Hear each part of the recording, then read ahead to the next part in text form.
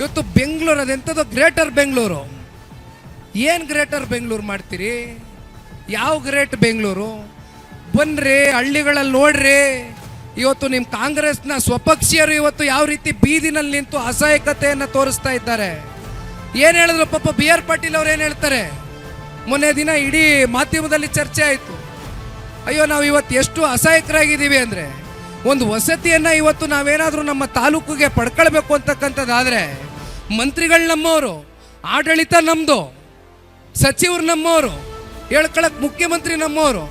ಆದರೆ ಯಾವನೋ ಒಬ್ಬ ಮಧ್ಯವರ್ತಿ ಮೂಲಕ ಯಾರೋ ನಮ್ಮ ತಾಲೂಕಿನ ಪಂಚಾಯತಿ ಮೆಂಬರ್ಗಳು ಹೋಗಿ ಕೂತ್ಕೊಂಡು ಅಲ್ಲಿ ಒಳಗಡೆ ಪಾಪ ಅವನಿಗೆ ಪರ್ಸೆಂಟೇಜ್ ಕೊಡಬೇಕಲ್ಲಪ್ಪ, ಪರ್ಸೆಂಟೇಜ್ ಕೊಟ್ಟು ಕ್ಲಿಯರ್ ಮಾಡಿಸ್ಕೊಂಡು ಬರ್ತಕ್ಕಂಥ ಅನಿವಾರ್ಯ ಪರಿಸ್ಥಿತಿ, ದರಿದ್ರ ಪರಿಸ್ಥಿತಿ ಇವತ್ತು ಸರ್ಕಾರ ನಮ್ಮನ್ನು ದೂಡಿದೆ ಅಂತ ನಾವು ಹೇಳ್ತಾ ಇಲ್ಲ. ಇದು ಪಾಪ ಕಾಂಗ್ರೆಸ್ ಪಕ್ಷದ ಸ್ವಪಕ್ಷೀಯರು ಹೇಳ್ತಾ ಇದ್ದಾರೆ.